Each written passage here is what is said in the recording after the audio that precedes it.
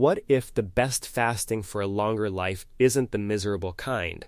What if it's actually the fun one, where you get to eat a lot? That sounds like a gimmick, I know. But it's exactly what the newest research keeps pointing to, and once you see it, you can't unsee it. Hold on to two words for the next few minutes: fasting and feasting. Not fasting and starving. Not fasting and suffering. Fasting and then feasting. By the end of this, you might stop seeing fasting as a joyless thing you endure. You might see it as something freeing instead. Let me be straight with you. I've talked about fasting a lot, so I get why you might raise an eyebrow at me here. You might think, of course this guy loves fasting. Fair enough. So I really tried to step back and look at the whole picture. What changed my mind wasn't a hunch. It was a study that put fasting head to head against the two things people always compare it to. Those two things are cutting calories every single day and simply eating whatever you want, whenever you want, with no plan at all. When you line all three up side by side, the picture that comes out is honestly beautiful, and it changes how you should eat. The study was published in Cell Metabolism, and yes, before you groan, it's a rodent study. I need you to make peace with that now. Here's the thing nobody tells you. When it comes to true lifespan research, rodents really are the game. You almost can't avoid them. You can't run a clean, controlled, lifelong longevity experiment on humans. It would take almost a century, and no ethics board would allow it. So mice are how we get the earliest, clearest signal about aging. That's just the reality of this field, and we work with it. Here's what the researchers did. They took 3 groups of mice and fed each of them in a completely different way. Group 1 got to eat freely, unlimited food, all day long, as much as they wanted. Scientists call this eating ad libitum. Group 2 got their calories cut by 30%. Steady, everyday caloric restriction, the classic approach longevity science has loved for decades. Group 3 got a fasting schedule. They fasted for 21 hours straight, and then, at the end, they got to eat freely. No cap. Now pause and guess what happened. Most people assume the calorie cutters win because we've heard it forever: eat less, live longer, done. Here's where it gets interesting. Both the calorie-restricted mice and the fasting mice extended their lifespans, and by roughly the same amount. So far, maybe not shocking. Restriction works, we already knew that. But hang on, because the next part is where it really turns. The fasting group ended up eating just as much as the free eating control group. Read that again, because it's easy to miss. They weren't cutting calories over the day at all. When their window opened and food arrived, they went for it and ate plenty. Their total daily intake was just as high as the mice who ate around the clock. Sometimes it was even a little higher. And they still got the lifespan extension, same long life, without permanently eating less, just by changing when the eating happened. Think about what that means. One group had to eat 30% less forever to buy those extra years of life. The other group ate to their heart's content and bought the very same years anyway. The only real difference was the timing. Now your skeptical side should be asking something. Were the fasting mice even getting proper nutrition, eating all their food in one burst? Good question. And the answer reframes this whole thing. The trick is not to measure caloric restriction over a full day only. Follow me here. A mouse or a person fasting for 21 hours is in serious caloric restriction for those 21 hours. Deep restriction. The body has no incoming fuel, so it flips into a completely different mode. It stops storing and starts cleaning and repairing. But zoom out to the whole day and the total calories can look normal or even high because of that one big feeding window. So the restriction was real.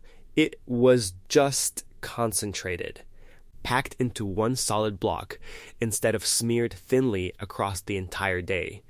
And that concentration, it turns out, is the whole secret. This is where we finally get to what happens inside your cells. Yes, this is the mitochondria part. When you go long enough without food, your body doesn't just sit there hungry. It gets to work. It switches on a real cellular cleanup program. One master switch is an energy sensor called AMP, which fires up when fuel runs low. When AMP fires, it triggers autophagy, which literally means self-eating. Your cells start breaking down and recycling their own worn-out, damaged parts. There's even a version aimed straight at your mitochondria, the tiny power plants inside every cell. That targeted cleanup is called mitophagy. Your body finds the broken down, inefficient mitochondria and clears them out, making room for fresh, better working ones to take their place. Here's why that matters for aging. Damaged mitochondria are one of the deep root-level drivers of getting old. They leak and underperform. They pile up over time, and your cells slowly get worse at making energy. A body that clears this junk stays younger inside. And here's the catch. This deep cleaning switch only flips hard when you've been fasting for a real, meaningful stretch of time. Trickle a little food into your system all day long, and you never fully turn it on. You stay just slightly fed always. The signal stays muffled. And that's the real difference between mild all-day restriction and a proper, concentrated fast that goes deep. If you crank the deficit all the way down by fasting hard, you get extra benefit beyond just being mildly under your calories. And the longer you fast, the deeper that state goes. The evidence keeps getting stronger the more researchers look at this pattern. Take two groups eating the exact same calories, have one fast and one graze slowly all day. The faster often comes out ahead. Same calories, different result. Better metabolic markers for the group that fasted, because the consolidation, the packing it together, is doing real work. But calories aren't the whole story. And this next study completely reshaped how I think about the food you actually eat. There's a well-known study published in Nature looking at monkeys, primates, which are much closer to us than mice ever will be. Researchers restricted their calories, but here's the clever twist. They also looked closely at what those restricted calories were actually made of. One approach cut calories using a whole food diet full of a wide variety of real nutrients. The other used a processed, low-quality chow, and the results were almost the opposite of what you'd expect. On the whole food diet, cutting calories didn't extend their lifespan at all. It just didn't do much. But when the monkeys restricted calories on that cruddy, processed chow, that's when restriction actually extended their lives. Sit with that for a second, because it flips the usual message right on its head. Maybe eating less isn't the whole answer. Much of the benefit we've credited to eating less might really be the benefit of escaping a bad diet in the first place. If you're already eating poorly, eating less of it helps. But if you eat genuinely well, starving yourself may cost as much as it gives. Now watch how these two studies snap together, because this is the whole thesis. Fasting quietly lets you have it both ways. During the fast, you get the caloric restriction in isolation, the deep cleanup, the AMP switch, the mitophagy, all of it, working. You get all that without making your food worse or shrinking your portions forever. And then, when the window opens, you eat well. Real, abundant, nutrient-dense food. Pineapples and kiwis and watermelon, chicken and roast beef and fish, all the good things this world offers. You're not choosing between the benefits of restriction and the benefits of good nutrition anymore. You're finally stacking both of them together. So the natural question is simple. How do you actually do this in real life? What does the practical protocol really look like? In these studies, the animals were often on a strict 1 meal a day schedule, every single day without fail. Here's where I push back. I'm not a fan of 1 meal a day, every day, forever for humans. And the reason is simple. Your life is not a lab. A lab mouse lives a controlled, identical day on repeat.